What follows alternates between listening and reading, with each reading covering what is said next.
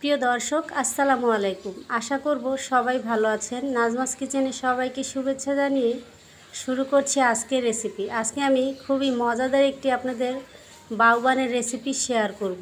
আমার রেসিপি ভালো লাগলে অবশ্যই লাইক কমেন্ট শেয়ার করবেন আর চ্যানেল সাবস্ক্রাইব করে সঙ্গেই থাকবেন। প্রথমে ময়দার ডোটা করে নিব। এর জন্য আমি 1.5 কাপের মতো ময়দা নিয়ে নিয়েছি, আপনারা চাইলে আটা নেবেন।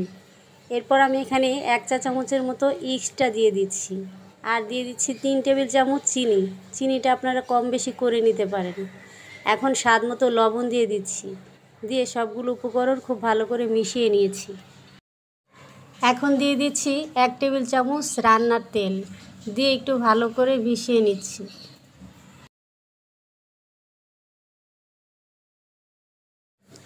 তো এখানে আমি কুসুম গরম পানি নিয়ে ডোটাকে একটু সফট করে মেখে নিব। তো এই পর্যায়ে আরও একটু পানি লাগবে, আমি আর একটু পানি দিয়ে আবারও একটু মেখে নিচ্ছি। তো এই পর্যায়ে আমার মাখা হয়ে গেছে, এখানে একটু স্টিকি মনে হচ্ছে। এই পর্যায়ে আমি এখানে 1 টেবিল চামচ রান্নার তেল দিয়ে দিচ্ছি, এতে করে হাতে লেগে আসবে না। তো দিয়ে খুব ভালো করে মেখে নিব। এখন ঢেকে 2 ঘন্টার জন্য রেস্টে রেখে দিচ্ছি। আর অন্যদিকে একটা প্যানে আমি তেল দিয়ে দিচ্ছি, এখন মাংসটা রান্না করে নিব। তো 2 টেবিল চামচের মতো তেল দিয়ে দিচ্ছি আর 1 কাপের মতো মাংস নিয়ে নিয়েছি। দিয়ে দিচ্ছি আদা রসুন বাটা 1 চা চামচের মতো। মশলাটাকে একটু ভেজে নিয়েছি, এখন স্বাদ মতো লবণ দিয়ে দিচ্ছি আর এখানে জিরার গুঁড়া আর ধনিয়ার গুঁড়া নিয়ে নিয়েছি 2 চা চামচ। মরিচ দিয়ে দিচ্ছি 1 চা চামচ। এরপর আমি দিয়ে দিচ্ছি গরম মশলার গুঁড়া 1 চা চামচ, দিয়ে সবগুলো উপকরণ মিশিয়ে নিয়েছি।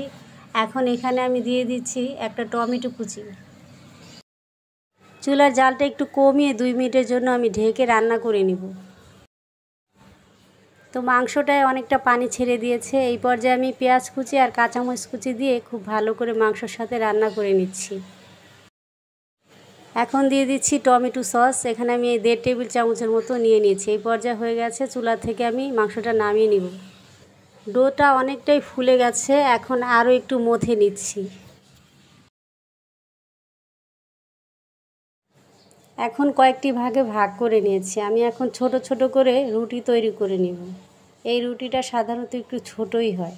তো একটু ময়দা ছড়িয়ে দিচ্ছি, এখন আমি একটি বেলনি দিয়ে রুটিটি বেলে নিব।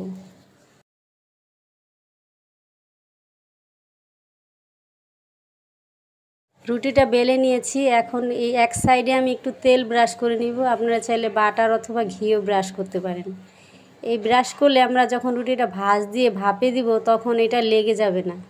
তো এইভাবে করে একটি তৈরি করে নিয়েছি। আমি সবগুলো রুটি একইভাবে তৈরি করে নিয়েছি।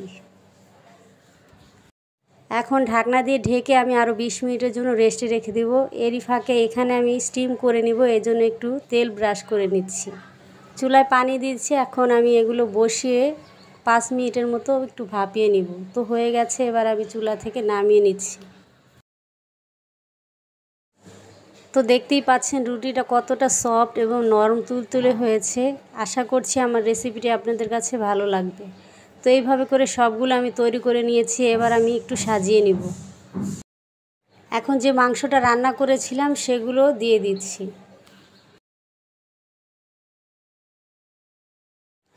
আমি এখানে কিছু শসা দিয়ে দিচ্ছি আর কিছু পেঁয়াজ দিয়ে দিচ্ছি, এতে দেখতে করে অনেক সুন্দর লাগবে। তো এইভাবে করে সবগুলো আমি তৈরি করে নিয়েছি। তো এইভাবে আপনারা বাসায় ট্রাই করে দেখতে পারেন। রুটিটি খেতে কিন্তু অসম্ভব মজার হয়ে থাকে। তো এইভাবে করে সবগুলো আমি বাউবান সাজিয়ে নিয়েছি। আপনারা চাইলে খুব সহজেই ঘরে এটা তৈরি করে নিতে পারেন। তো আমার রেসিপি ভালো লাগলে অবশ্যই চ্যানেল সাবস্ক্রাইব করে সঙ্গে থাকবেন আর আমার চ্যানেলটি বেশি বেশি শেয়ার করে দিবেন।